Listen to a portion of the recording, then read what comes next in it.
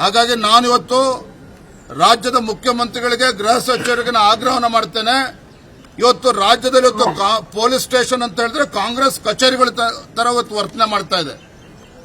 ಕಾಂಗ್ರೆಸ್ ಕಚೇರಿಗಳ ತರ, ಕಾಂಗ್ರೆಸ್ ಆಫೀಸ್ಗಳ ತರ ಪೊಲೀಸ್ ಸ್ಟೇಷನ್ ಕೆಲಸ ಮಾಡ್ತಾ ಇದೆ. ಎಲ್ಲದಕ್ಕೂ ಕೂಡ ಇತಿಮಿತಿ ಇರ್ತದೆ.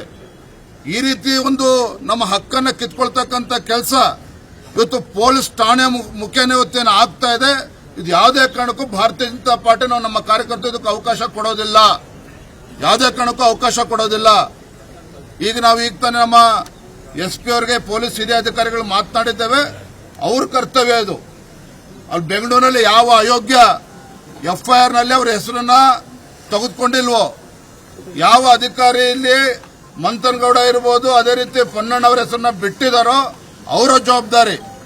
ನಿನ್ನೆ ನಾವು ಆಗಲೇ ಒಂದು ಪತ್ರವನ್ನು ಕೂಡ ಕೊಟ್ಟಿದ್ದೇವೆ. ಅಲ್ಲಿ ಅವರ ಕರ್ತವ್ಯ ಇದೆ. ನಾನು SP ಅವರಿಗೂ ಕೂಡ ಹೇಳಿದ್ದೇನೆ, ಇಟ್ಸ್ ದೇರ್ ಡ್ಯೂಟಿ. ಅಲ್ಲಿ ಮ್ಯಾಜಿಸ್ಟ್ರೇಟ್ ಕೋರ್ಟಿಗೆ ಹೋಗಿ ಪರ್ಮಿಷನ್ ತೆಗೆದುಕೊಂಡು ಆ ಇಬ್ಬರು ಶಾಸಕರ ಹೆಸರನ್ನ ಅದರಲ್ಲಿ ಸೇರಿಸಬೇಕು. ಇದು ಅಧಿಕಾರಿಗಳ ಕರ್ತವ್ಯ. ಇದರ ಬಗ್ಗೆ ಗೃಹ ಸಚಿವರು ಕೂಡ ಗಮನಿಸಬೇಕು.